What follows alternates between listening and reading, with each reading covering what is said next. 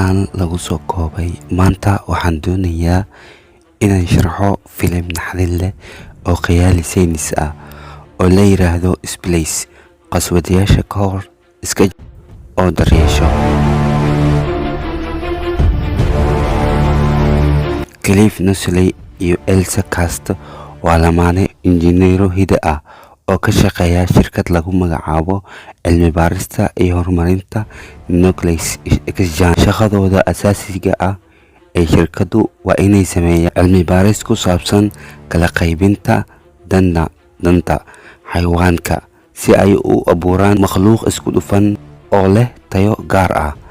Ujeedada shirkadda waa in ay isticmaashaa isku dhafka gaarka ah ee laga helo jirka isku dhafka si ay u abuurto daawooyinka daaweyn kara inta badan cudurrada adduunka. Bilowga filimka waxaan aragnaa Cliff iyo Elsa oo keenaya abuur lab isku dhaf ah oo guuleystay, waxayna u bixiyeen makhluuqa Fred oo waxayna ku dejiyeen qofka wuxuu daawadaa si xiiso leh iyadoo Fred iyo Sanjabiisha kulmayaan markii ugu horeysay oo ay ku abuuraan kubad u eg oo ay carabkooda u salaamayaan mid kale. Kadibna Cliff iyo Elsa waxa ay kula jiraan maamulaha shirkadda John Cherub. John aad ay ugu faraxsan tahay natiijada tijaabadooda oo waxay doonaysaa inay bilowdo soo saarista ogabka hayd sidaha oo ka caawin doona inay isla markiiba abuuraan daawooyin. Lamaanuhu waxay soo bandhigeen fikrad ah samaynta isku dhafka bini'aadamka, sababtoo ah taasi waxay siin doonaan noocyo badan oo kala duwan oo xeryahooda oo ay ka doortaan isticmaalka xeryahooda. Cudurrada sida ajlimista, Parkinson iyo xitaa noocyada kansarka qaarkood waa la daaweyn karaa. Si kastaba ha ahaatee, John waxa ay doonaysaa in ay diiradda saarto isku dhafka jirka waqtiga Elsa waxayna ku adkeynaysaa in haddii aanan markii hore saameyn qof kale sameynayo, laakiin maamulaha guud wuu ku adkeysanayaa go'aanka. Lamaanaha waxay shirka ka soo baxeen niyad-jab iyo xanaaq. Si kastaba ha ahaatee, ma qorsheynayo inay ka laabtaan maadaama shirkadu u ogolaanaynin in ay sameeyaan tijaabada, waxayna go'aansan ay iskooda u sameeyaan shaybaadhka. Elsa waxay Dana ka heshay deeq bixi random, waxayna labadoodna bilaabeen inay tijaabiyaan in lagu dhex miiro Dana xoolaha sidii ay ku sameeyaan Fred iyo Jin ay ku guuldareysteen inay u dhigmaan Danta. Labadii isku day ee ugu horeeyay, Elsa waxay jeedinaysaa inay soo saarto Dana sii wadaan tijaabada, waxayna u dhiibtay kaliinaanad iyadoo sheeganaysa inay tahay Dana ugu wanaagsan ee ay heli karto labaduba. Ugu dambeyntii, heerkulku waa sax, kalabashadu waa lagu guuleystay.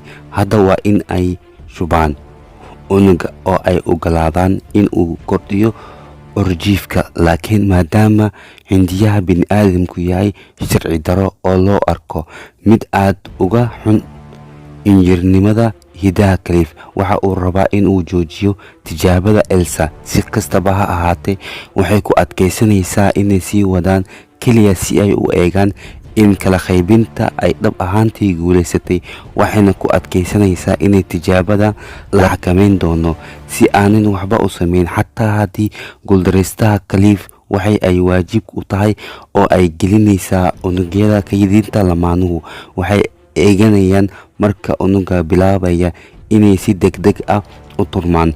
Subaxdii xigta, Elsa waxay hubisaa intay makhluuqa horumaray, waxayna la yaaban tahay inay aragto isagoo ku koraya heer tijaabada. Kadib lamaanuhu waxay joogaan gurigooda marka ay fariinta degdega ah helaan shaybaadhka. Waxay degdeg si ay u arkaan urjiifka oo si buuxa u horumarka ka hor taariikhda la filayo. Labaduba waxay tijaabiyaan bakhtiyaha makhluuqa caatada ah ayaa dhulka ku dhacay, wayna baxayn. Kadibna markay geliyeen makhluuqa meel nabadoon, subaxdii xigta Cliff ayaa Elsa u sheegay in ay tahay in ay dilaan urjiifta, sababtoo ah waxa ay noqon kartaa khatar. Elsa weli ma rabto inay disho, balse way ogtahay inay dhibaato weyn geli doonaan haddii qof ogaado. Makhluuqa lamaanuhu waxay aadeen shaybaadhka kaliya si ay u ogaadaan inay xayawaanada mar hore dhinteen. Marka Elsa ay furto unuga, waxay aragtaa inuu yahay maqaar sare ee makhluuq, kaasoo la macno ah in makhluuqa uu nool yahay oo uu meel dhow yahay. Isla markii saqafka ayuu ka soo baxaya. Clive oo dibadda ka yimid ayaa weydiisanaya Elsa inay dibadda u baxdo si ay qolka ugu buuxiyaan gaas sun ah oo ay dilaan makhluuqa. Laakiin Elsa waxay samaynaysaa agskeedka oo waxay u furtaa gacanteeda ilmaha dhashay iyadoo u yeeraysa agteeda. Isla markaas Clive ayaa soo galay isagoo u baqaya. Makhluuqa lamaanaha ayaa ka soo baxay qolka oo ka garaacaya makhluuqa iyaga oo isticmaalaya gaas. Markay baraan waxay ogaadaan inay dhidig tahay oo ay si degdeg ah u korayso, halka marka ay marayso way dhiman doonaan bilo gudahood. Markaas waxay qorsheynayaan inay ka faa'iidaystaan waqtiga ay haysato oo ay indhaheeda halkii ay dilayn lahaayeen. Rajooyinka ayaa muujinaya buuro ku jirta jirkeeda, taasoo lamaanuhu ku jahwaraysan. Naftu waxay kale oo ay leedahay daba sun fiiqan oo ay isticmaalayso difaacayda. Hadda waa 7 kadib markii makhluuqa uu dhashay. Clive waxay isku dayaysaa inay quudiso, laakiin ma aysan la shaqayn. Lamaanaha ayaa isla markiiba ogaaday inay jeceshahay cunada macaanka oo u sahlaysa inay quudiyaan. Elsa waxay bilowday inay inanta yar ula dhaqanto sidii ilmaheeda oo kale. Way xidataa oo baraa makhluuqa sida uu u hagaajinayo magaceeda. Makhluuqa yiri hingaadiyaya kelmadda nerd isaga oo koobanaya ereyada shaadka. Elsa waxay yaabtay aqligeeda waxayna u bixisay gabadha Drin oo ah angramka nerd. Isla markaasna waa uu yimid oo eedanaya Elsa inay Drin ula dhaqanto sidii guri joog ah oo kale. Waxayna bilaabeen inay ku murmaan si qaylo ah, taasoo u maqlaya walaalkii Clive. Gavin oo sidoo kale ka shaqeeya Ned wuxuu si qarsoodi ah u galay shaybaarkooda oo waxa uu soo weeraray Drin. Elsa wayna canaanatay gabadha oo ka codsatay inay baxdo. Clive wuxuu isku dayayaa in uu sharxo xaaladaha Gavin, kaasoo ka xanaaqsan in ay sameeyaan tijaabo sharci darro ah. Lamaanuhu waxa ay og yihiin inaysan Drin ku hayn karin shaybaarka si ay u keenaan qaybta hoose ee xarunta. Markaas gabdhuhu makhluuqa ayaa qando wuxuuna joojinayaa neefsashada Clive waxayna gelisaa qubays qabow. Lamaanuhu waxay garowsanayaan in ay dhab ahaantii ahayd sanbabada ambimays si ay iyaduna ugu neefsato biyaha hoostooda. Waqtigu waxa uu imaanayaa marka ay lamaanuhu tahay in ay sinjibiishaan iyo Firiid oo bandhigtay warbaahin shirka waxayna soo bandhigayaan makhluuqyada si wada jir ah. Laakiin shirku dhawaan isku bedelayso dagaal abuuris kadib. Clive iyo Elsa waxay si kooban u soo koobeen wixii khaldamay. Maamulaha guud ee John waxa uu soo baxay in sinjibiisha ay si uun u bedesho jinsigeeda oo ay isku bedesho lab. Hadasadii ka dhex taagneyd labada nin ayaa sababtay inay dagaalamaan. Lamaanaha ayaa aad uga mashquulsan Dream oo xitaa ma aysan dareemin marka sinjibiisha bedelay jinsigeeda. Waxa oo dhan dartooda John waxayna ku amraysaa in ay joojiyaan dhammaantood habka kale qaybinta oo si xun u habeeyaan. Bortikinka ayaa u baahan yihiin qiimo kasta xarunta oo dhan. Waxaa lala wareegay dhowr maalmood gudahood. Markaa waa meel nabadoon. Lamaanaha ayaa qorsheynaya in ay geeyaan gurigii beeraleyda ee Elsa hooyadeed oo ku taal meel dhexe. Habkaasi Drin wuxuu ku noqon karaa badbaado wuxuuna heli karaa xorriyad badan. Dhowr bilood kadib waxayna isku rogtay qof weyn. Kadib Elsa iyo Clive way keeneen Drin maqsinta, laakiin way carartay iyadoo cabsan. labadaba nin ayaa meel u dhow ka helay iyada oo cunaysa bakayle oo gudaha geeyay. Waxay canaanatay Drin murugo muuqata iyadoo ka dhigtay inay ku boodato hanta biyaha. Clive waxa ay aaminsan tahay in u baahan tahay inay keligay joogto in muddo ah si ay labaduba uga shaqeeyaan nadiifinta meesha. iyada habeenkii Dareen way diidaa inay wax cunto oo waxay ku samaysaa erey daalan iyo dibadda xarfaha iyadoo ku adeeconaysa inay caajisto oo ay doonayso inay dibadda u baxdo. Elsa ay tiraahdo ma samayn karo taas. aad buu u xanaaqay dibadda ugu soo baxay.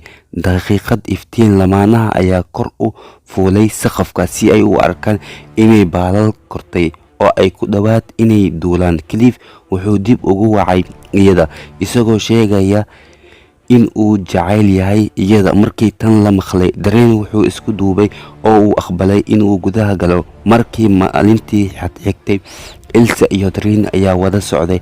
marka Elsa ay hesho sawirada Clive oo Dareen sawiray waxayna bilaabaysaa inay dareento isaga isla markaana Dareen waxa uu helayaa bisad oo ku ciyaaraysa laakiin Elsa ayaa ka qaaday iyada oo ka baqaysa inay iyaduna disho.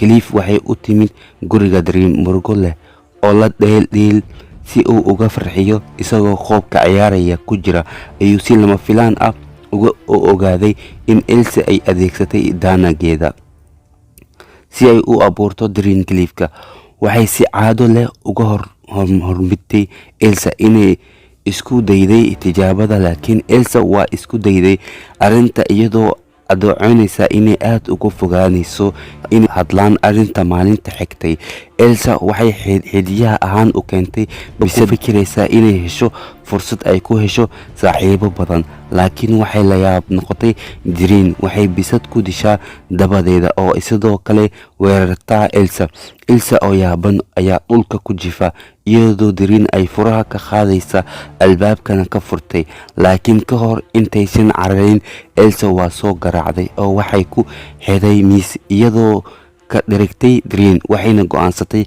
inay jarto dabadeedna si aynan qatar ugu noqon qof kale. Clive waxa ay soo gashay si ay u hesho Dareen oo qaawan oo miiska ku xidhan oo dabada qoyska. intaan ayuu xumaan ka dareemaya wuuna sii daayay. kadibna wuxuu Dareen kala socday kaamirada ku rakiban qolkeeda. si kalgacal leh ayuu shaashada ugu taabtay laakiin wuu joogsaday markii uu ogaaday waxa uu sameeyay. dhanka kale Elsa waxay ku jirtaa shaybaadka waxayna si guul leh u maraysaa inay abuurto borotiinka iyadoo adeegsanaysa sunta dabada Dareen. waxayna u yaacday guriga beerta si ay warka wanaagsan ugu sheegto. Clive dhanka kale ayaa soo galay qolka Dareen waxaana ku salaamaya Dareen oo dhunkaday oo isku dayaya inuu ka argoosto balse ugu dambeyntii wuu isdhiibaa oo wax makhluuqa. Elsa waxayna soo gashay qolka wayna ka naxday. aragtida si caado leh ay u carartay halka Clive uu gadaal ka raacay iyadoo raalgelinaysa. kadib markii ay wada sheekaysteen dheer yeesheen ugu dambeyntii waxay go'aansatay inay dilaan Dareen oo ay takhalusaan dhibaatada hal mar iyo dhammaan. laakiin markii ay noqdeen beerta waxay kulmaan iyadoo oo ay qaar u saaran sababtoo ah iyada makhluuqa si degdeg ah u koraya. nolosheedii way dhammaatay. lamaanaha ayaa agteeda jooga.